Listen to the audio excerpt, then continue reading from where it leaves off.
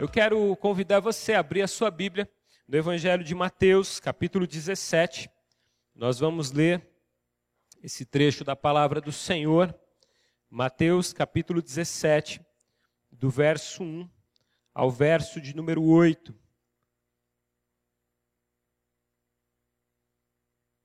Evangelho de Mateus, capítulo 17. Eu quero ler com você do verso 1 ao verso de número 8.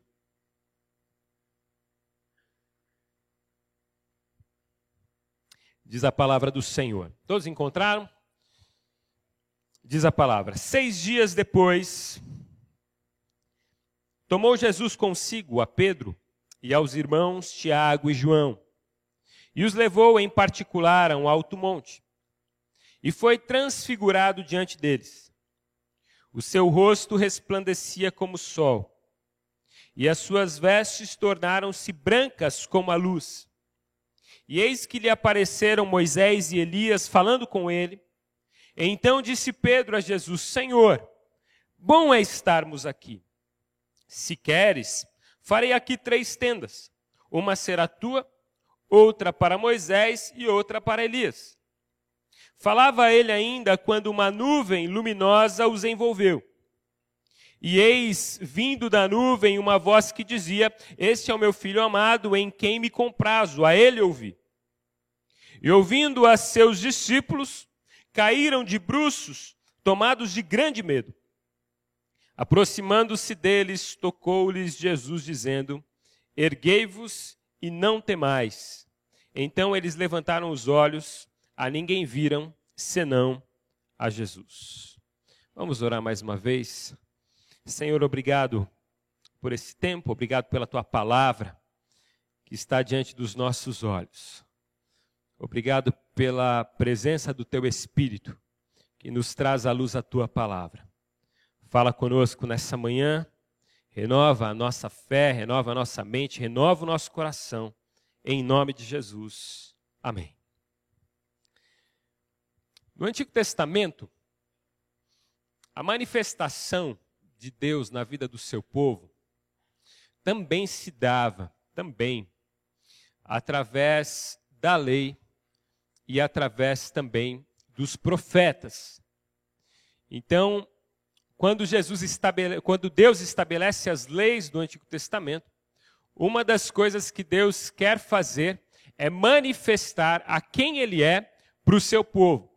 O seu povo viveu um tempo de escravidão, o seu povo viveu um tempo influenciado por outra cultura. Então, os 10 mandamentos, as leis que o Senhor estabelece, são fundamentais para que o povo reveja os seus caminhos e para que o povo refaça a sua cultura, refaça as suas práticas, refaça as suas convicções e repense os seus princípios. A lei, ela mostra que Deus não tem prazer na prática, por exemplo, do adultério.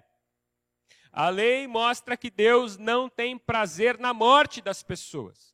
A lei mostra que Deus requer única e exclusiva adoração. Quando ele diz que não devemos ter ou não deveriam ter o povo outros deuses. Ou seja, Deus queria uma adoração exclusiva. Ele é o único digno de adoração. E é muito interessante porque Jesus, quando alguém questiona Jesus, perguntando qual que é o principal dos mandamentos, Jesus ele vai dizer: olha, o principal dos mandamentos não é não matarás, não é não adulterarás, não é não furtarás. O principal dos mandamentos é ame ao Senhor teu Deus acima de todas as coisas e ao teu próximo como a ti mesmo. Porque se você amar a Deus sobre todas as coisas e ao próximo como a ti mesmo, você vai estar colocando em prática todo o mandamento. Porque o caráter de Deus é o caráter do amor. Deus, através dos mandamentos, mesmo que o povo não entendesse isso, porque a revelação de Deus ela vai se estabelecendo a cada dia mais com o tempo. Mesmo que o povo não entendesse isso no primeiro momento, Deus estava revelando a eles o seu amor. E Jesus, ele é muito claro. Se você amar, se você for alguém que se importa com o seu próximo, você não vai se preocupar com as coisas que você não deve fazer. Porque por muitos anos nós nos apegamos e o crente foi caracterizado por aquilo que ele não podia fazer. O crente é aquele que não mata, não rouba, não fuma, não bebe, não joga, não faz nada. Durante muitos anos, eu me lembro muito disso na minha infância. Ah, você é crente? Ah, então você não pode fumar. Lógico, eu sou um adolescente, eu vou fumar para quê? Você é crente, então você não pode beber. Não.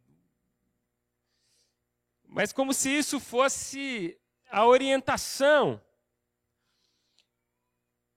E de repente Jesus ele já tinha deixado bem claro que a característica principal do cristão era o amor. E nisso conhecereis que vocês são os meus discípulos, se vocês amarem uns aos outros.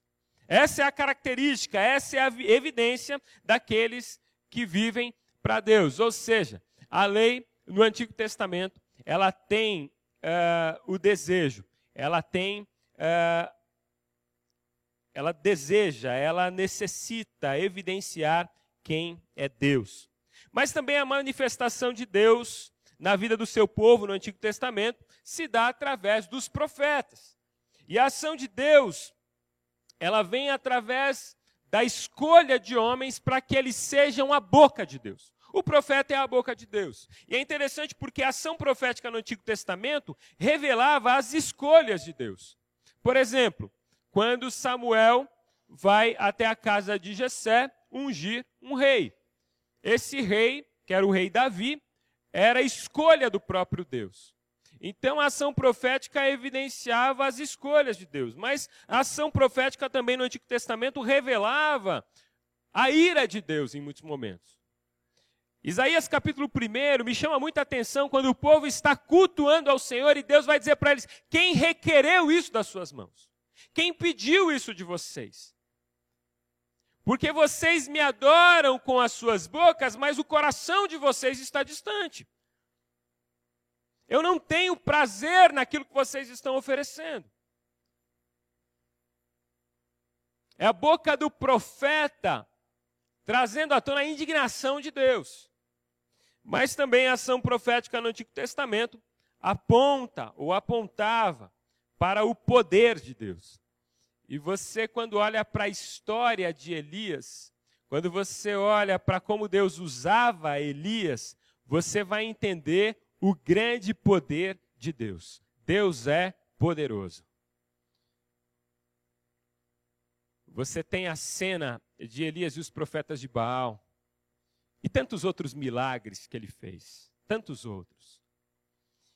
E você começa a ver na vida dos profetas o próprio poder de Deus. É Deus se revelando através da vida dos seus profetas. E durante a história, durante a caminhada de Israel, dos judeus, você vai percebendo que eles se apegam de uma forma intensa, tanto à lei como aos profetas. A figura de Moisés é uma figura com várias referências no Novo Testamento. Inclusive, quando algumas pessoas iam até Jesus questioná-lo, usavam a vida de Moisés para questioná-lo, as práticas de Moisés, os ensinamentos de Moisés. Porque o ensinamento de Moisés era parâmetro, era a lei de Deus que estava presente. Mas quando a gente olha para esse texto, e eu quero agora voltar os olhos para o texto, a gente vai ver uma experiência talvez um pouco fora do comum.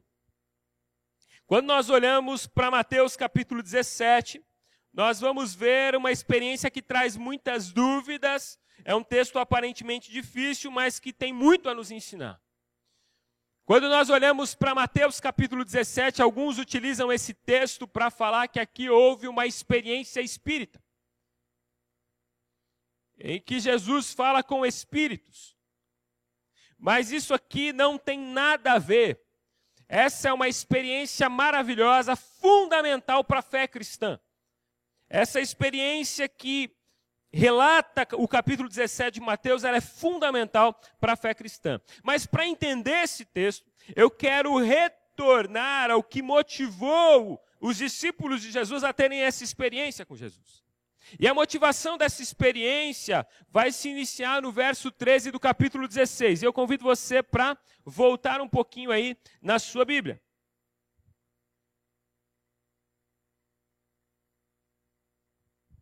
Talvez você não precise nem virar a página.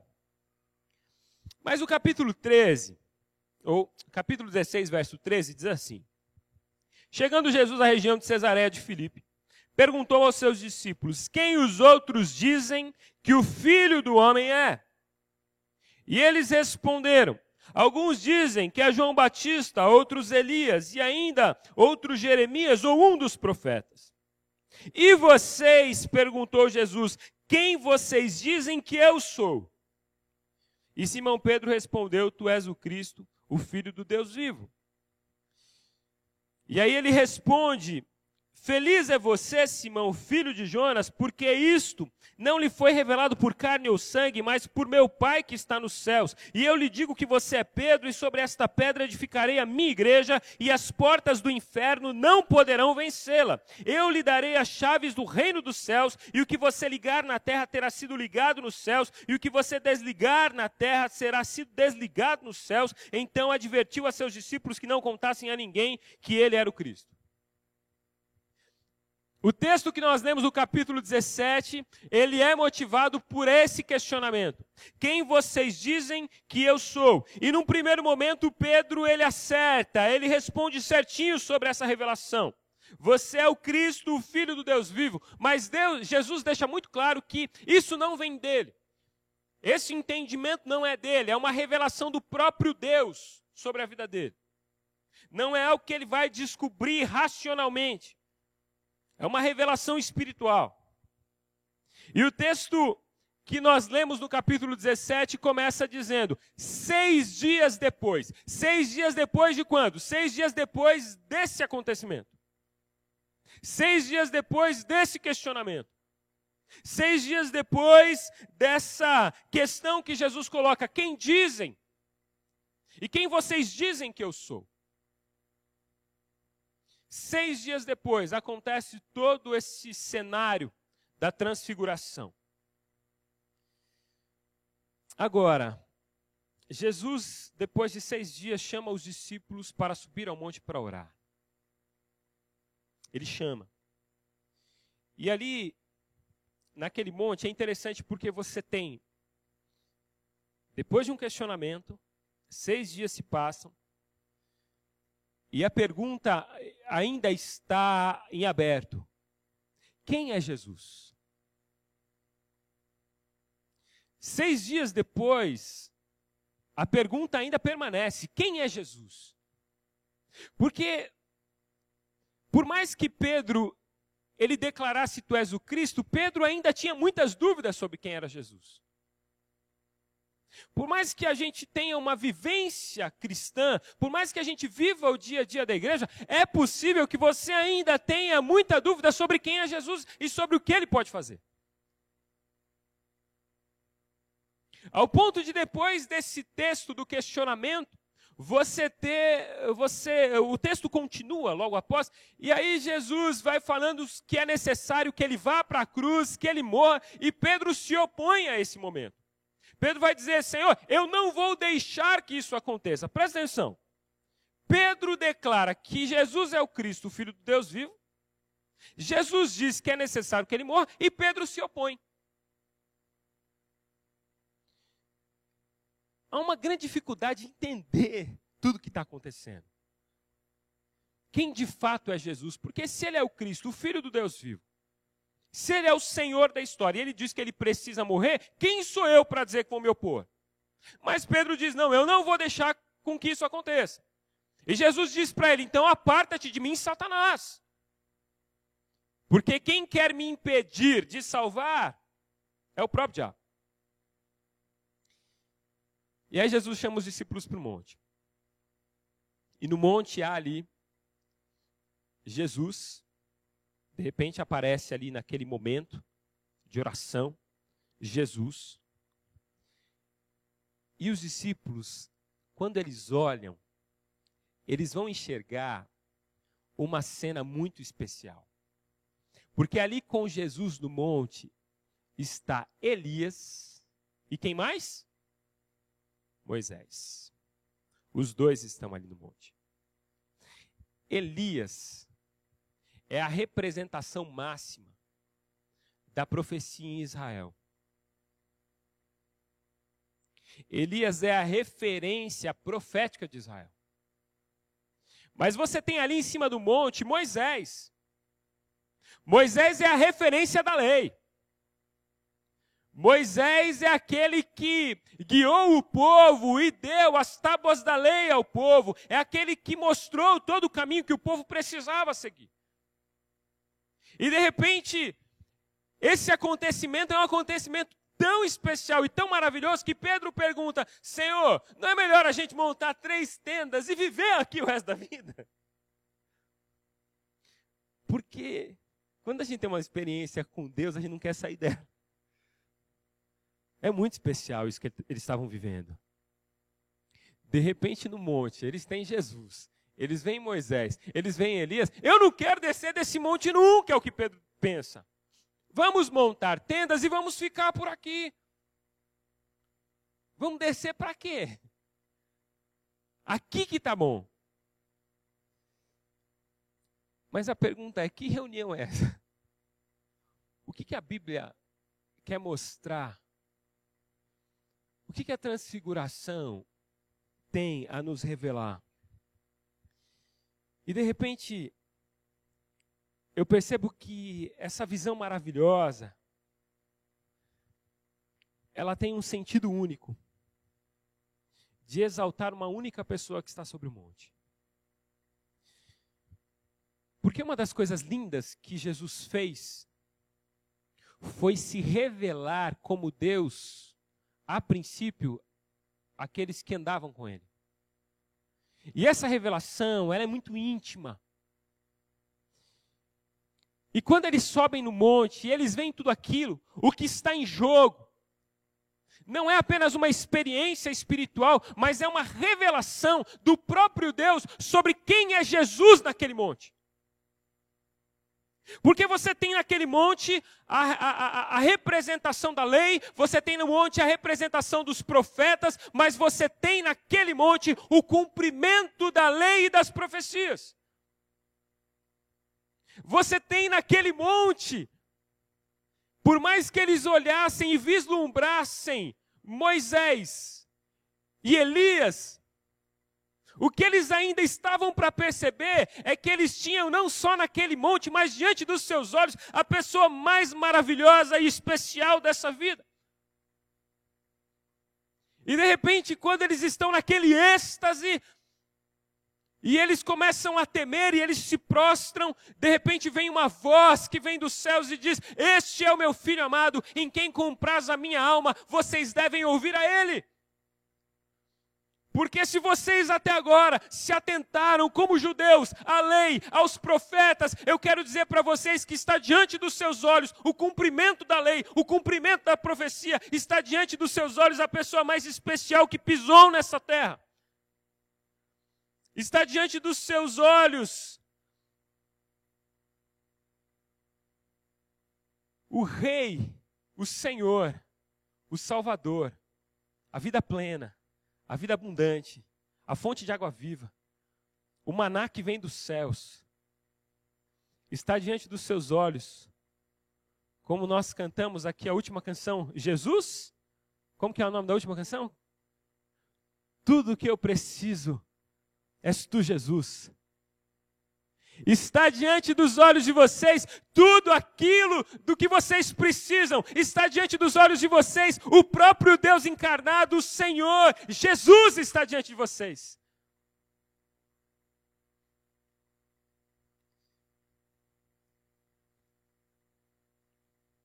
É interessante porque a vida cristã, ela nos proporciona esse desejo de buscarmos viver exatamente a lei como a Bíblia diz, viver os princípios do jeito que a Bíblia propõe, mas é possível que eu viva todos os princípios da Bíblia e não dê atenção para a presença de Jesus na minha vida.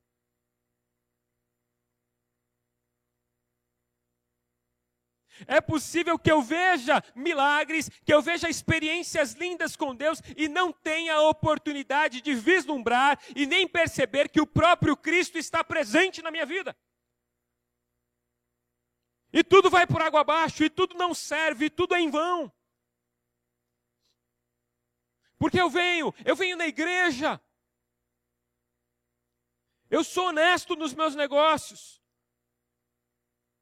Eu tento ensinar os princípios para os meus filhos.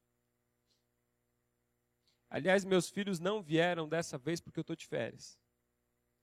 Essa é uma das razões pelo qual meus filhos não vieram. A gente tirou férias. Mas a gente tenta ensinar os princípios para os nossos filhos. E é possível que mesmo tentando ensinar princípios para os nossos filhos, vivendo na igreja, cantando, cultuando, a gente possa ouvir o que o povo ouviu da voz de Isaías em Isaías capítulo 1. Quem requereu isso de vós? Porque o coração, a boca de vocês fala, mas o coração de vocês está longe de mim. E aí nós passamos a não perceber a vida de Cristo em nossas vidas. João diz, no princípio era o verbo estava com Deus e o verbo era Deus. Ele estava no princípio com Deus, todas as coisas foram feitas por meio dele. E sem ele nada do que foi feito se fez. Nele estava a vida e a vida era a luz dos homens. E a luz resplandece nas trevas e as trevas não a compreendem. No verso 10 ele diz, estava no mundo e o mundo foi feito por ele e o mundo não o conheceu. João, refletindo a vinda de Jesus, dizendo, ele estava entre nós e o mundo não conheceu. Ele estava no nosso meio e ele não foi percebido, ele não foi reconhecido. Veio para o que era seu e os seus não o receberam. Mas a todos quanto receberam, deu-lhes o poder de serem feitos filhos de Deus, aos que creem no seu nome, os quais não nasceram do sangue, nem da vontade da carne, nem da vontade do homem, mas de Deus. E o verbo se fez carne e habitou entre nós e vimos a sua glória, como a glória do unigênito do Pai, cheio de graça e de verdade. A glória do unigênito do Pai está aqui no nosso meio hoje. O Senhor Jesus está aqui. O Senhor Jesus está aqui. A mensagem que Deus quer passar aos seus discípulos através dessa experiência é de que eles estavam diante da glória do unigênito do Pai. Eles estavam diante do Deus encarnado. Eles estavam diante do Senhor da história. Eles estavam diante do Deus da criação. Eles estavam diante do totalmente outro, do Messias esperado, da raiz de Davi, do Cordeiro de Deus, do Leão de Judá. Eles estavam diante de Jesus. E eles precisavam ouvir a Jesus. Nós estamos diante de Jesus hoje. E nós precisamos ouvir a Jesus. Nós precisamos ouvir a Jesus. Deus estava mostrando que a manifestação, a sua manifestação, a manifestação da sua presença na vida do seu povo, se daria através da presença do próprio Cristo. Era Deus ali no meio do seu povo.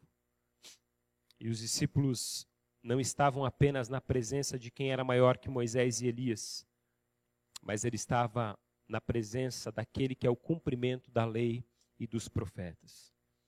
Eu queria lembrar você. Em primeiro lugar, toda experiência de Deus é uma experiência de fortalecimento da fé em Cristo. Todas as experiências que Deus traz às nossas vidas têm o objetivo maior e principal de glorificar e engrandecer a Cristo. E nós precisamos olhar para Cristo. Em segundo lugar, toda a experiência de Deus deve gerar ações de restauração, de ação e não de inércia, não de neutralidade. Presta atenção. Eles tiveram essa experiência. E eles viram que Cristo é o centro da fé e Cristo é o cumprimento de tudo aquilo que a palavra sempre pregou. E agora eles não poderiam mais ficar indiferentes a isso e nem poderiam ficar presos ao monte. Porque o desejo de Pedro era permanecer ali. Mas a grande bênção desse texto é o pós. Porque quando eles descem do monte, lá no capítulo 17, verso 14, Jesus cura um menino endemoniado. Depois você vai ver, até através de outros textos, que várias curas são feitas a partir do descer do monte. Deixa eu dizer uma coisa para você. Toda a experiência que você tem com Deus é para que aquilo que você recebeu de Deus você possa compartilhar. Toda a experiência que você recebe de Deus é para que você desça do monte, para que você seja uma bênção na cura e restauração de pessoas, na salvação de vidas, na proclamação da vida que é em Cristo Jesus. Nós não fomos chamados para ficar em cima do monte, nós fomos chamados para descer do monte e proclamar aquilo que nós experimentamos lá em cima. Em terceiro lugar, toda a experiência de Deus deve nos levar, ou deve fazer com que nós nos prostremos na presença de Jesus. E é isso que os discípulos fazem. Eles se prostram na presença de Jesus. E Jesus vai dizer, vocês não precisam ter medo. Tenham paz. Porque toda a experiência que nós temos com Deus, elas trazem paz ao nosso coração. Portanto, que a paz do Senhor Jesus seja sobre a sua vida. Eu quero desafiar você, a partir da mensagem de hoje, a olhar para Jesus. Olhe para Jesus. Volte os seus olhos para Jesus. Tudo o que você fizer, faça no nome de Jesus. Clame o nome de Jesus em todas as circunstâncias. E tenha o Jesus. E pense e lembre-se que Jesus é tudo o que você precisa. E tudo o que nós precisamos está aqui nessa manhã. Nós somos pessoas que podem viver com satisfação, porque nós temos tudo aquilo que nós precisamos. E o que nós precisamos é Cristo. Quem tem Cristo e não tem nada, tem tudo. Quem não tem Cristo e tem tudo, não tem nada. Nós temos a Cristo, nós temos tudo. Que Deus nos abençoe, que Jesus seja a razão do seu viver. Que Jesus seja a centralidade da sua fé. Que Jesus seja o Senhor da sua história. Em nome de Jesus. Amém.